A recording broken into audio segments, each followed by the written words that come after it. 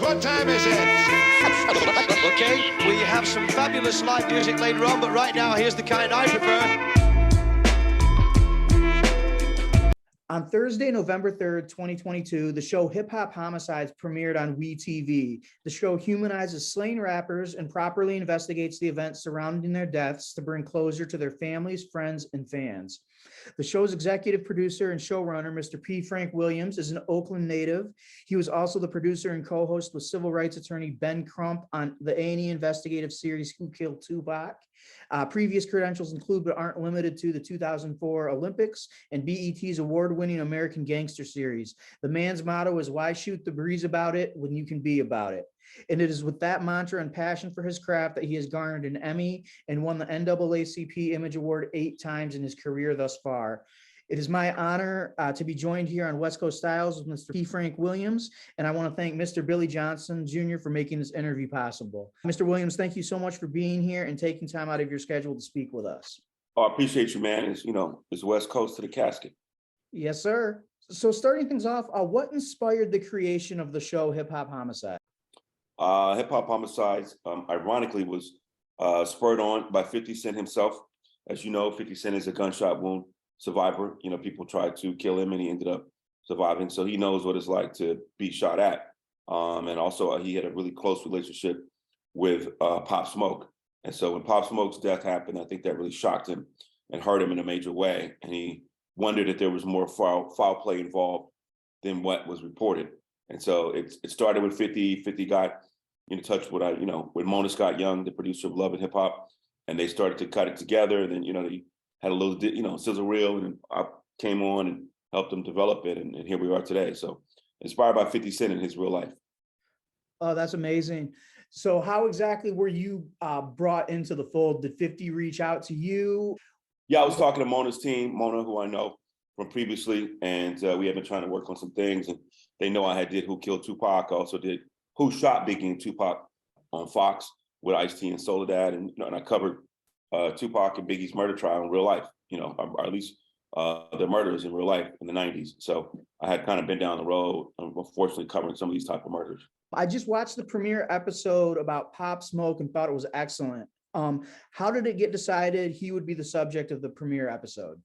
Yeah, I think, again, like I said, the 50 Cent part of it is really what was the impetus. And so that was sort of the pilot. And because of 50's real life relationship with that. And so we started that. Pop, seemed like the best thing. There were so many questions about the case. It was such a curious case about how it happened, who did what and why. And so that's why Pop was number one, because of his relationship with 50 mostly. And it's just so sad that this is just a reoccurring thing. And then, with everything that just happened recently with Takeoff, that this is why this type of show and investigation is necessary and needed.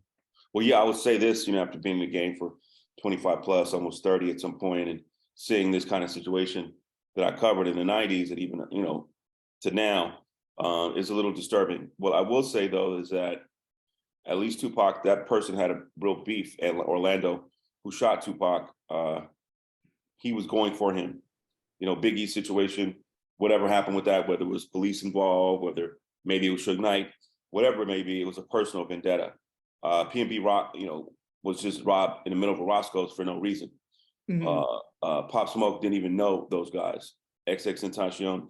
I think there's a clout chasing going on and a disregard for life that's a little bit crazier than what I was in the past. You know what I mean? And I think the internet and social media have contributed greatly to that. What do you find different now in how media covers these killings compared to the loss of Tupac and Biggie?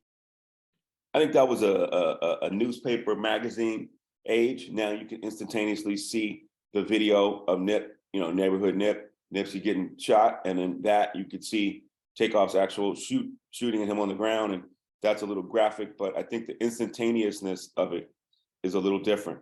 Social media, you, as 50 says in the show, they get to watch the circus and the animals, right? Because if you're in Middle America, Minnesota, wherever you might be, these hip hop guys in Chicago and Atlanta and LA, gang banging or doing whatever, they're like animals to you. So now you can log on and watch the animals in the zoo.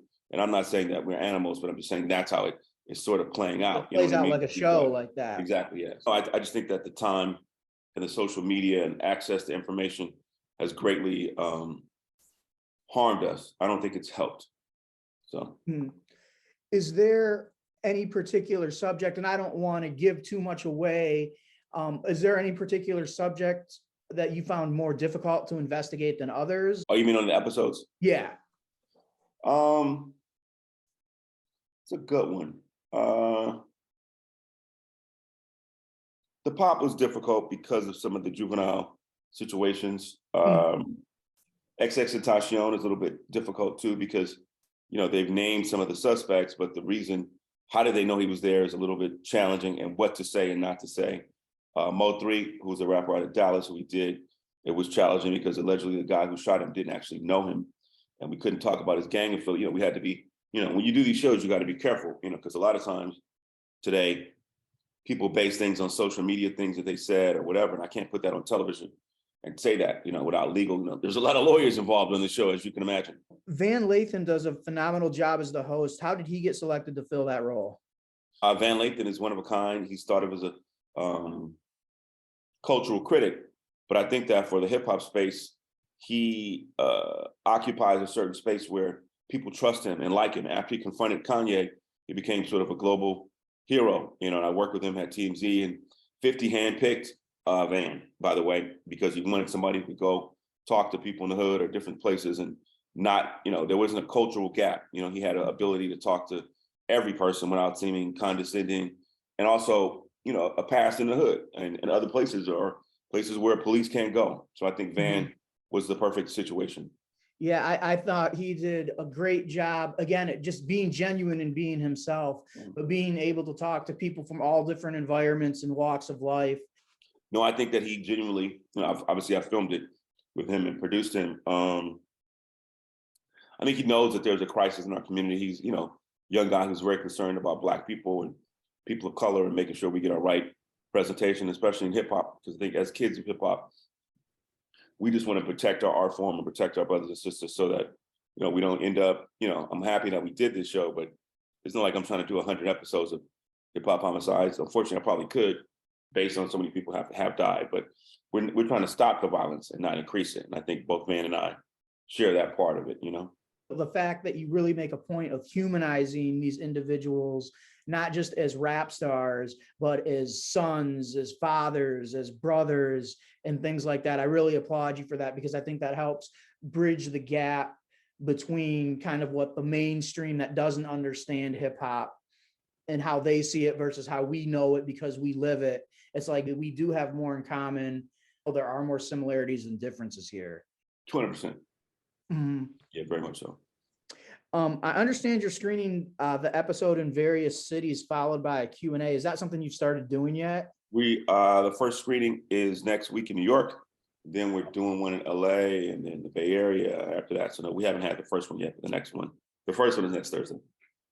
I anticipate, you know, the audiences are going to be different. And, you know, like, again, if you speak in somewhere like Chicago versus, let's just, you know, somewhere in the East Coast, somewhere on the West Coast, like all of those, you know, have similar overlaps with some of these issues, but they're all very different too. Well, Chicago is a tremendously different. The King Von episode and FBG Duck, who were, you know, involved in the whole O Block kind of like drama gang wise that's been going on for years, and, you know, Gangster Disciples, and just the history of gang banging and all of the stuff that's happened in Chicago is totally different from XXXTentacion, who was an emo rapper who got just robbed for like almost like a fluke for no reason. It wasn't like he was a gangster or putting images like that out, or, you know what I mean? So there's totally different kind of vibrations about different stories, because not every, I think a lot of times people stereotype rappers, or especially our more street rappers, as like gangsters or thugs, and XXX was not that at all. You know what I mean? Magnolia Shorty, a female rapper from New Orleans who we profiled,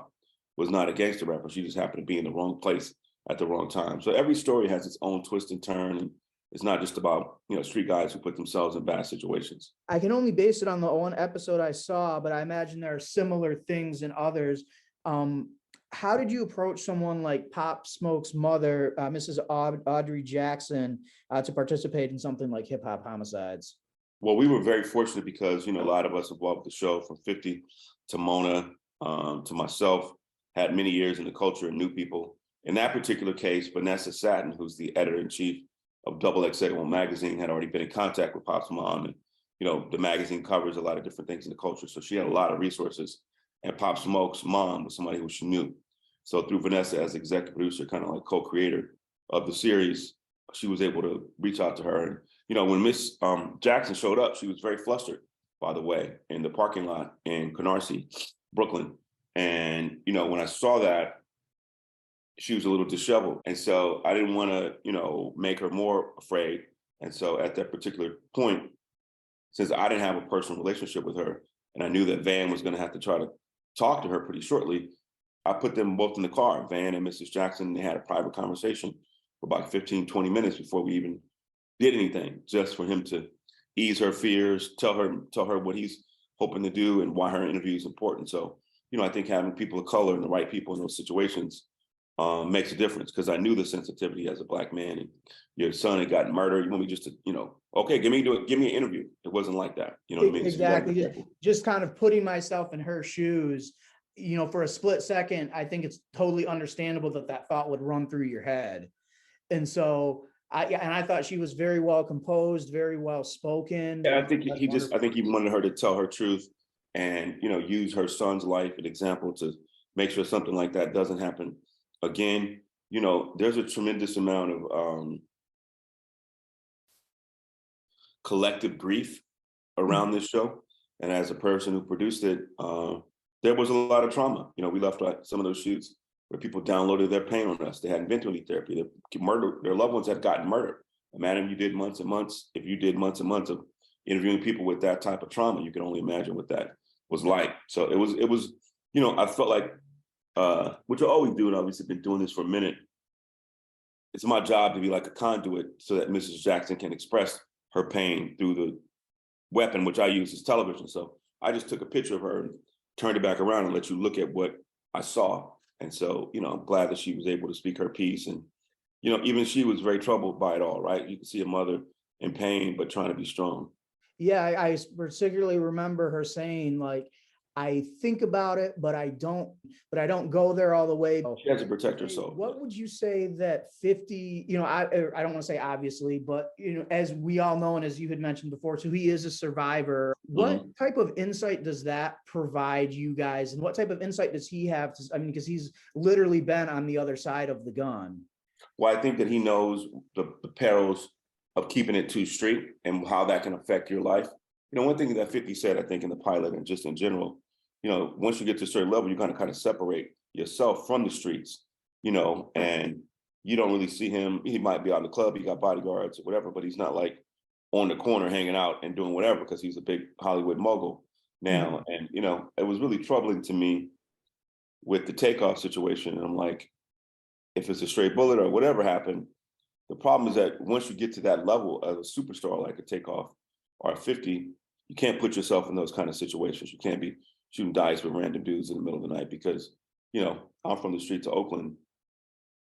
Something's gonna pop off. There's too many guns everywhere, and you got to protect yourself. And so, no, I think 50, he's able to talk because he is a rapper and he's been shot and he knows how to keep it real, but also be smart. So I think he was the perfect person. He wasn't like a stereotype, some square. He wasn't Will Smith, who was not believable in this particular show. He was very believable, right? Because this is his real experience and something he went through. So I think 50's presence and experience played a huge role. But do you have a favorite episode that you did? I have a couple of favorites. I think for me, because of, my family comes from the South, and I live in New York and LA, obviously off and on, and now in Atlanta a little bit, but I really liked the New Orleans episode, Magnolia Shorty. I liked Magnolia Shorty. I thought that she was she's the girl that sampled on Drake's, In My Feelings, and all of these kind of songs, and a bounce music queen, really vibrant spirit, and just a crazy story of how she was dating the wrong guy and, ended up getting ambushed and shot 26 times. And so just learning about her story and trying to get it out to the world, I felt was great, because she could have been where Nicki Minaj or whoever is at now. And then the other episode I did about Mo 3. Mo 3 is a Dallas rapper who was murdered a couple of years ago on the freeway. A guy got out the car on the freeway, blocked Mo 3's car and shot him. So there's a lot of mystery to it and what why it happened. People, have gotten arrested, but it was a crazy thing. The gunman didn't even know Mo3, but, the baby daddy might have been a part. It just was a very crazy story. Dallas is like a small, kind of like crabs in a barrel city. And I thought that Mo3 was extremely talented, just like XX and Tentacion. That was a tougher one to do, but he was not your typical, like, just straight street rapper. Mo3 is to sing. He's like an R&B artist who could rap, right? And he had a very churchy, religious tone. So even though I never met him, I appreciated his music. So yeah, those are some of the ones that are a little more tough for me. One episode I'm very excited for is Soulja Slim. Yes. Just again, speaking of down south, and I was a big fan, of No Limit in their prime in the late '90s there, and he was definitely somebody I always checked for. And then when he died, that was really, really sad. Right. Yeah, Soulja Slim, that's one of the best episodes.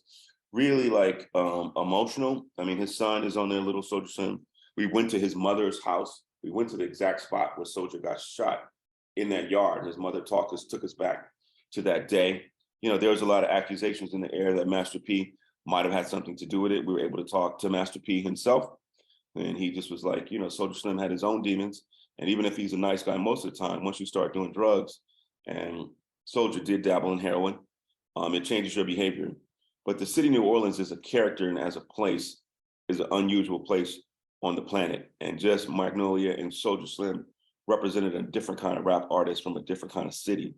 So the Soulja Slim one, he was such a vibrant, joyful, talented guy.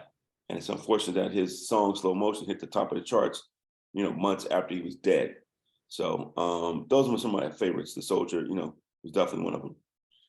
I don't know, it's a good and a bad thing to do a show like this, because the first thing is that a lot of times we don't honor our heroes and our rap stars or whatever. And I wanted to humanize these guys and show three-dimensional portraits of them as fathers, friends, brothers, lovers, husbands, whatever. But it takes a death to do an episode. So if nobody didn't get killed, we can't do it. So it's sort of a double-edged sword, in terms of us having people to produce about, but also you don't want people to die, right?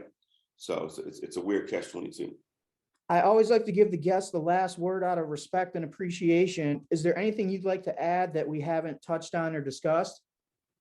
I will say, as sort of a closing thought, is that, hip hop is turning 50 years old next year. And it's been a great run. We're the dominant music culture and genre in the world, which is something I never thought would happen in 93, 94 when I was at the Grammys or writing about Eazy-E and whatever. And I think that we need to do a housekeeping and a house cleaning in terms of some of our messaging in the music, the lyrics, the drug use. It's not saying that you got to be square or corny, but, a white music executive doesn't force you to go in the room and write Murder on My Mind. You understand what I mean? So we got to take some accountability as a hip hop nation, and especially me being from the West Coast where there's, gangster rap. I'm just hopeful that for the future that we are smarter, whether it be complicit record companies, whether it be the artists themselves, whether it be the young kids toting guns on the internet, whether it be the young thug situations, people gangbanging, even if you've made it. I just want us to, hip hop, by the way, I'm not sure if you know, hip hop pillars are peace, love, joy, unity, and having fun. B-boying, DJing, breakdancing, MCing, and graffiti. And so hip hop is born out of joy and partying and making music and culture. It's not about guns and killing each other and doing drugs. That's not, I don't know if people think that streets is a part of the foundation. It's not. I just feel like we're at a crisis and we got to do something ourselves. What would you say to an aspiring young artist from some of these environments? Like, hey, I'm about to launch my career, start a YouTube channel, put all my stuff up, for downloads and streams, and I want to represent and tell my authentic story of coming from this place of hardship. What would you say to that artist? Well, I mean, your story is probably not relegated to just the drugs and crime and poverty that you see outside your gates in Chicago and O Block or East Oakland or, South Florida or, Canarsie, Brooklyn. So I'm just saying that you got to expand your horizon. And number one, be original, tell your story. Don't be a copycat and let me do a drug song. Let me do a gangster song. Let me do a big booty club song. Just do what you're supposed to do in your art. And you know, do you want your kids listening to, you know, I got murder on my mind? I don't think so. And you could have said that a different way, you know, and said the same point. So I would say to that artist to be true and original to yourself, but also think about the messages that you're putting out. What time is it? Okay, we have some fabulous live music later on, but right now, here's the kind I prefer.